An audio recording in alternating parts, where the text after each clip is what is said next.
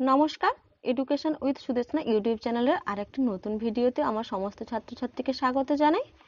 আজকে আমরা ক্লাস 10 এর অসুখী একজন পাবলো নেরুদার লেখা এই কবিতাটি পাঠ করব। এই কবিতাটি পাঠ করার সময় কবিতাটির প্রত্যেকটি লাইন ধরে ধরে এবং এই কবিতার প্রত্যেকটি অক্ষরের মানে সম্পূর্ণভাবে বিশ্লেষণ করব এবং এই কবিতাটির উৎস, কবি পরিচিতি এবং কবিতাটির বিষয়বস্তু সম্পর্কেও আলোচনা করব। তাই তোমরা যারা এই ভিডিওটি এই মুহূর্তে দেখছো, তোমরা স্কিপ না করে প্রথম থেকে পুরো ভিডিওটি দেখতে থাকো এবং যারা এখনো পর্যন্ত চ্যানেলটিকে সাবস্ক্রাইব করোনি তারা প্লিজ চ্যানেলটিকে সাবস্ক্রাইব করে দিও আরো নতুন নতুন ভিডিও পেতে। এই অসুখী একজন কবিতাটি বাংলায় অনুবাদ করেছেন নবারুণ ভট্টাচার্য। এই নবারুণ ভট্টাচার্য ছিলেন বিজন ভট্টাচার্যের ছেলে এবং স্বনামধন্য সাহিত্যিক মহাশ্বেতা দেবীর ছেলে। তার জন্ম হয়েছিল বহরমপুরে। তার উল্লেখযোগ্য কাব্যগ্রন্থ হল এই মৃত্যু উপত্যকা আমার দেশ না, রাতের সার্কাস প্রভৃতি। তার উপন্যাসের মধ্যে রয়েছে হারবার্ট, কাঙাল মার্শাট। এই উপন্যাসটি একটা আসলে ইংরেজি উপন্যাস, তা হলো দ্য আনহ্যাপি ওয়ান। সেই উপন্যাস থেকে এটি নেওয়া হয়েছে। এর মূল গ্রন্থ হলো বিদেশি ফুলে রক্তের ছিটে। এবার কবিতাটির বিষয়বস্তু বা সারসংক্ষেপ সম্পর্কে একটু জানি। বিশ্বখ্যাত কবি পাবলো নেরুদার রচিত অসুখী একজন কবিতাটি আত্মকথনের আদলে রচিত। কথকের জবানিতে কবিতাটি শুরু হয়। তার প্রিয়তমাকে দুয়ারে অপেক্ষায় রেখে বহু দূরে চলে যায়। প্রিয়তমা ফিরে আসবে এই সরল বিশ্বাসে অপেক্ষায় প্রহর গুনতে থাকে একজন প্রিয়তমা, একজন রমণী। সে জানতো না যে তার প্রিয়তম আর কখনো ফিরে আসবে না। সময় বহমান, তাই সপ্তাহ কেটে যায়, মাস কেটে যায়, বছর কেটে যায়, কথক আর ফিরে আসেন না। কথকের সঙ্গে সঙ্গে ফিকে হয়ে আসে কথকের স্মৃতি। কথকের পায়ের চিহ্ন বৃষ্টিতে ধুয়ে যায়, রাস্তায় ঘাস জন্মায়। অপেক্ষমান মেয়েটির মাথায় পাথরের মতো একটির পর একটি বছর নেমে আসে। তারপর আসে বীভৎস এক প্রাণঘাতী যুদ্ধ, রক্তের এক আগ্নেয় পাহাড়ের মতো যুদ্ধ, যার নিষ্ঠুরতায় বাদ যায়নি বাড়ির শিশুরাও।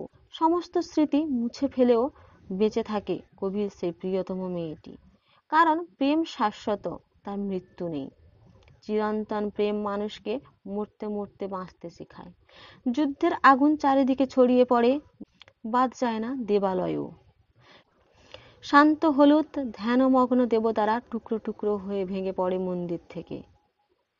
এই দুঃসময়ে দেবতারা মানুষকে বাঁচাতে এবং স্বপ্ন দেখাতে ব্যর্থ হন, কারণ তারা নিজেরাই নিজেদেরকে আগলে রাখতে পারেননি। যুদ্ধের রোষানলে কবির ফেলে আসা বাড়ি, বারান্দা, ঝুলন্ত বিছানা, চিমনি, জল তরঙ্গ সবকিছুই ধ্বংস হয়ে যায়। ধ্বংসের তীব্রতাকে আরো স্পষ্ট করে রক্তের কালো দাগ। আর এই ধ্বংসের মধ্যে জেগে থাকে মৃত্যুহীন ভালোবাসা, যে ভালোবাসা নিয়ে কবির জন্য অপেক্ষা করে থাকে তার প্রিয়তমা। তাণ্ডবে চূর্ণ বিচূর্ণ হয়ে গেল, শুধু শহরের বিভিন্ন জায়গায় ছড়িয়ে ছিটিয়ে পড়ে আছে কাঠ, কয়লা এবং দুমড়ানো লোহা, পাথরের মূর্তির মাথা ইত্যাদি সব ধ্বংসাবশেষ। রাস্তার উপর একটা কালো রক্তের দাগ। যুদ্ধের এই ভয়াবহ ধ্বংসের মধ্যেও বেঁচে থাকে সেই প্রিয়তমা, বেঁচে থাকে তার অপেক্ষা ও ভালোবাসা। তার ভালোবাসার কোনো মৃত্যু নেই।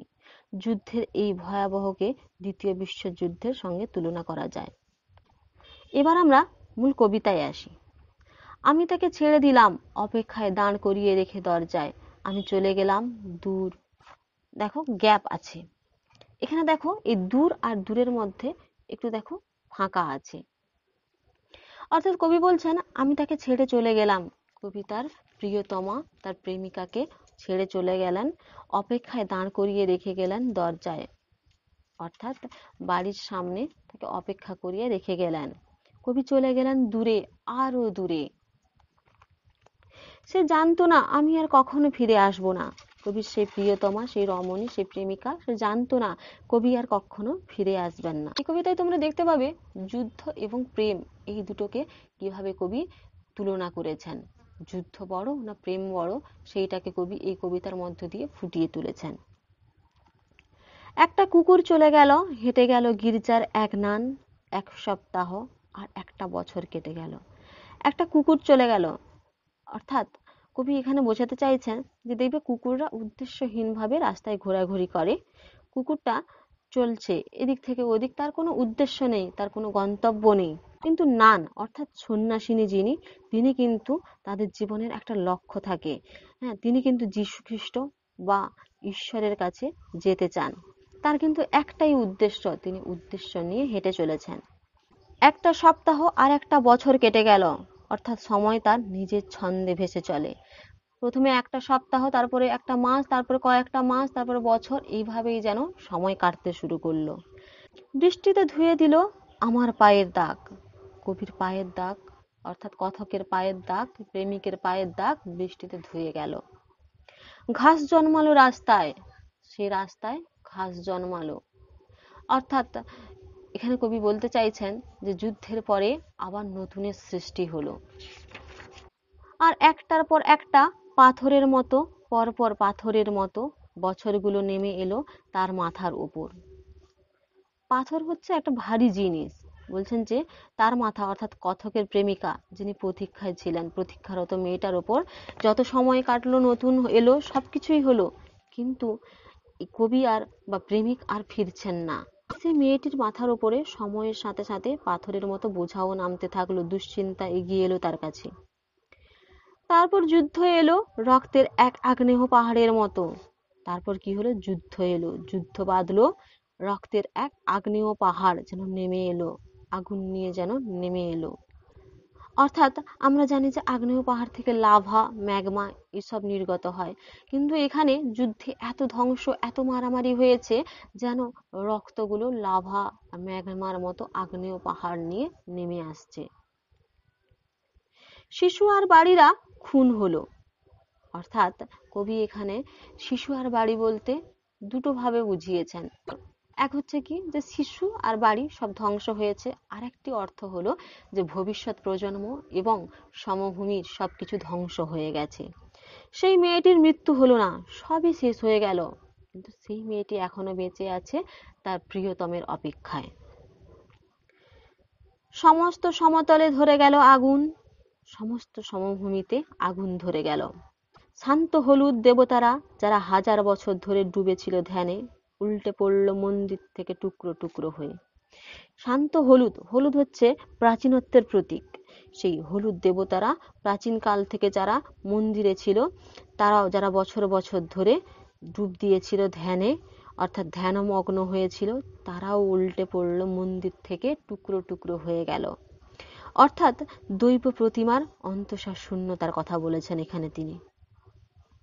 তারা আর স্বপ্ন দেখতে পারল না, সেই দেবতারা আর স্বপ্ন দেখতে পারল না, অর্থাৎ ভবিষ্যৎ প্রজন্মকে আর তারা বাঁচাতে পারল না, কারণ যারা নিজেরাই নিজেদের রক্ষা করতে পারছে না, তারা আর মানুষের বা ভবিষ্যতের কি করে সমাধান করবে। এরপরে আমরা দেখতে পাবো তিনি অতীতের কথা মনে করেছেন, অর্থাৎ কবিতার অতীত জীবনের কথা মনে করেছেন। সেই মিষ্টি বাড়ি, সেই বারান্দা। মিষ্টি বাড়ি বলতে কি বাড়িতে মিষ্টি আছে তা নয়, বাড়িটিতে তার মিষ্টি মধুর স্মৃতিগুলো আছে, এবং একটা বারান্দা আছে যেখানে কবির স্মৃতি জড়িয়ে আছে। সেখানে আমি ঝুলন্ত বিছানায় ঘুমিয়েছিলাম। ঝুলন্ত বিছানা বলতে দোলনার মতো ওই ধরনের বিছানাকে ঝুলন্ত বিছানা বলা হয়, যেখানে কবি ঘুমিয়েছিলেন।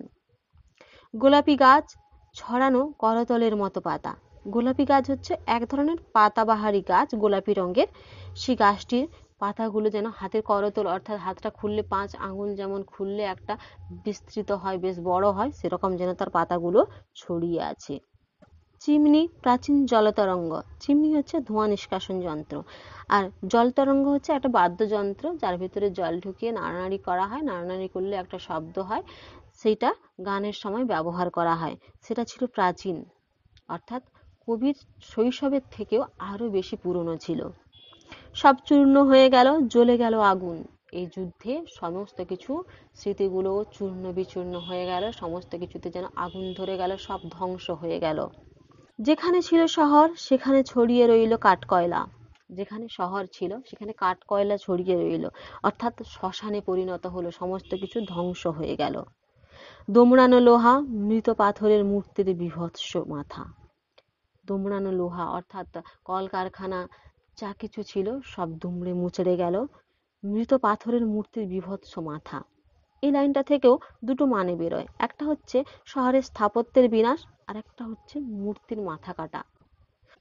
রক্তের একটা কালো দাগ, রক্ত তো লাল রঙের আমরা জানি, তাহলে কবি এখানে রক্তকে কালো বলেছেন কেন? কারণ যুদ্ধের রক্তপাত হয়েছে এবং ভয়াবহতার প্রতীক রূপে তিনি কালো রঙকে ব্যবহার করেছেন। কালোকে আমরা জানি যে একটা ভয়াবহতার প্রতীক, তাই তিনি বলছেন যে এতটাই রক্তক্ষরণ হয়েছে যেন রক্তগুলো কালো হয়ে গেছে, সেই কালো দাগ আর মুছে যায়নি। অর্থাৎ সময়ের সাথে সাথে যুদ্ধের সেই রক্তক্ষরণের কালো দাগটাও থেকে গেছে। আর সেই মেয়েটি আমার অপেক্ষায়, এখনো পর্যন্ত কবির সেই মেয়েটি, সেই প্রেমিকা, সে এখনো প্রতীক্ষায় আছে, কবির প্রতীক্ষায়। কখন তার প্রেমিক ফিরবে সেই প্রতীক্ষায় অপেক্ষা করে আছে। আজকে এই পর্যন্ত।